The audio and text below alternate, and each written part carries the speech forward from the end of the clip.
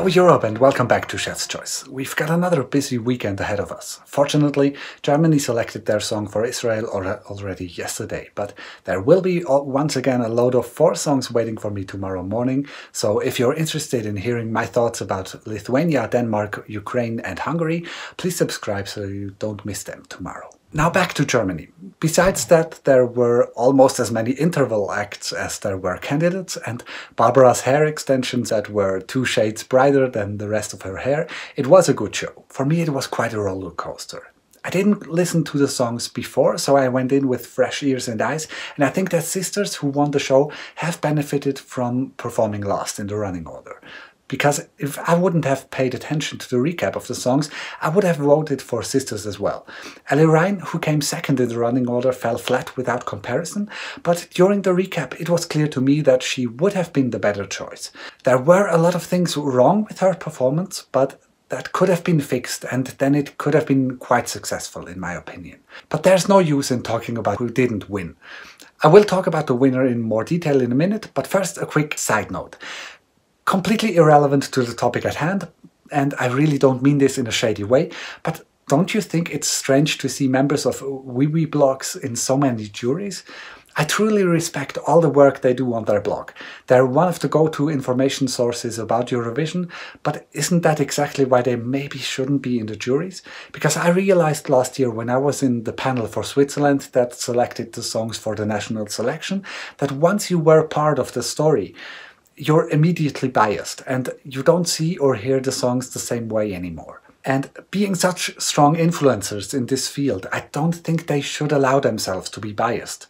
And I don't mean that they deliberately will review a song or performance better than it is, but subconsciously it's inevitable that it happens. They have a lot of power and I think their reviews can actually change people's minds. So I think it should be as unbiased as possible. But what do you think about that?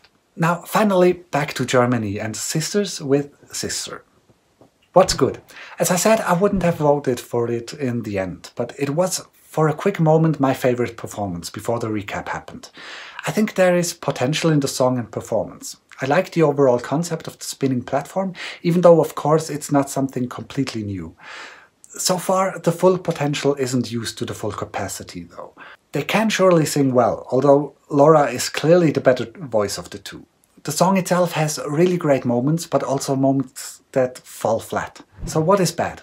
Somehow every act in Germany's selection show went through a full personality change. They showed quick introduction videos of the artists before every performance, and I always thought, oh, that's a lovely or interesting or fascinating person or whatever. Then they stepped on stage and everything was gone. Ali Ryan completely lost her personality on stage, Bibi Thomas seemed suddenly 10 years older, and sisters as well lost all their youth when they started performing. It's all an act, and when you try to sing a personal song, you can't be acting. When they won and performed again, their actual personalities shined through, and there we got a glimpse of who they are and how they should be performing. The song, as I said before, has its highs and lows. So far, I think it's a little on the boring side, but it could be saved with the right staging. So what would I do? I would rejuvenate the whole performance.